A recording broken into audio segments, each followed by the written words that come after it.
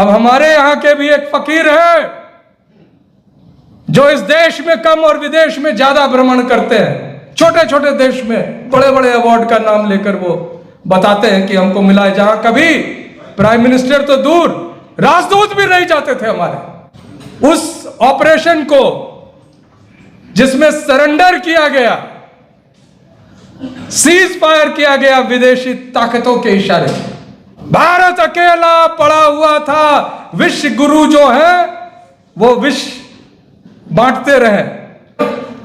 राष्ट्रपति ट्रंप ने नाम लेकर कहा 21 million dollars were given to my friend, तो उसके मुंह से आवाज नहीं निकल रही। नालंदा जिले के मसौढ़ी क्षेत्र में एक आदमी ने तो हद कर दिया। उसने कुत्ते का डोमिसाइल सर्टिफिकेट बनवाया।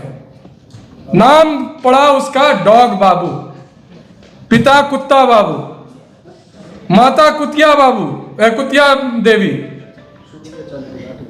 और उसको उस फोटो सहित सारे सोशल मीडिया में है, आप देख सकते हैं। कोई मैं अपनी ओर से नहीं कह रहा हूं।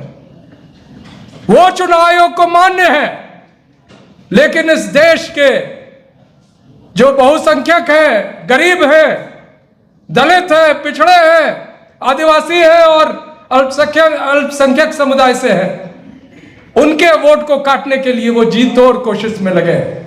और जब सड़क पर लोग निकले हैं तो पूरे बिहार में गांव गांव में ये पता चल गया है कि ये चुनाव आयोग का वही खेल है जो बांग्लादेश में हुआ था। आपको पता होना चाहिए। अभी बात चल रही थी कि विपक्षी दल बहिष्कार कर सकते हैं, तो मैं बता दूं आपको कि जो बांग्लादेश की प्राइम मिनिस्टर थी शेख हसीना, जो 4 चुनाव जीती थी लगातार, और उनकी पिट्ठू चुनाव आयोग वहां पर उनको हर तरह से जिताने के लिए तैयार थी। स्थिति यह आ गई कि आखिरी चुनाव में तमाम विपक्षी ने बहिष्कार किया। फिर भी वो अपने लोगों को खड़ा करके उसको क्रेडिबिलिटी दी, जीती। लेकिन हुआ क्या? झोला लेकर वहां से भागना पड़ा।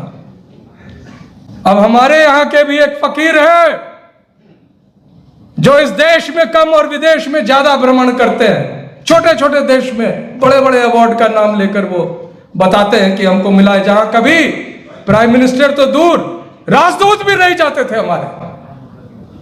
हमारे ऑफिसर्स जाते थे फॉरेन डिपार्टमेंट के।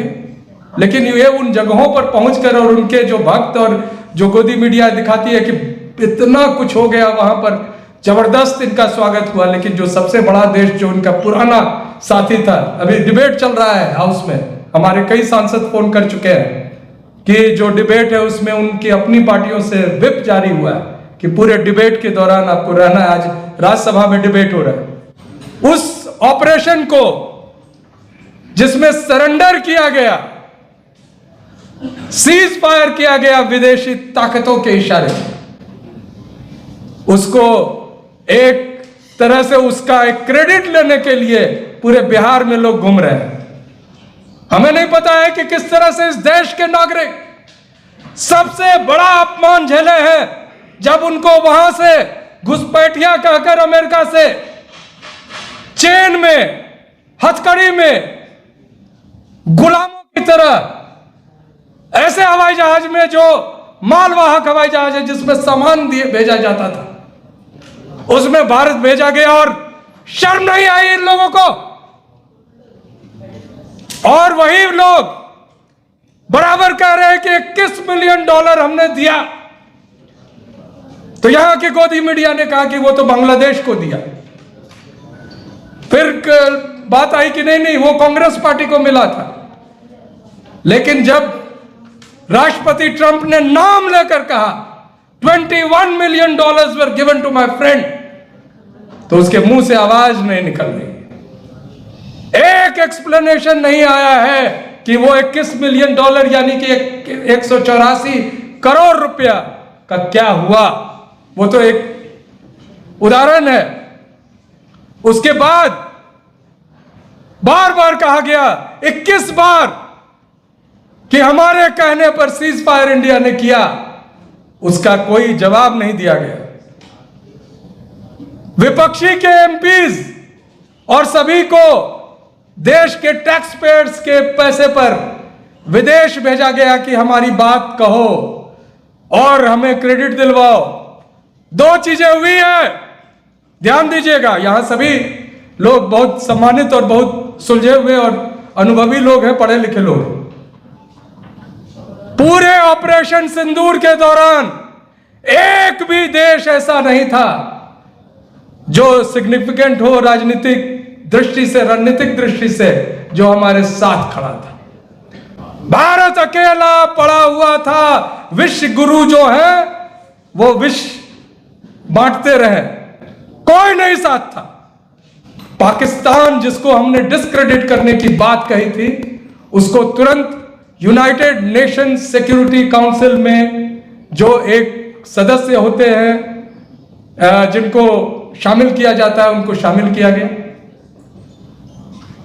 आईएमएफ का लोन, पाकिस्तान जो कि एक ऐसी कगार पे पहुंच चुका था जहां उनकी अपनी अर्थव्यवस्था ऐसी थी कि बिना कर्जे के वो चल नहीं पा सकते थे, और भारत सरकार ने यह तय किया था कि आईएमएफ से इनको लोन नहीं मिलना चाहिए, उनको भरपूर लोन दिया गया।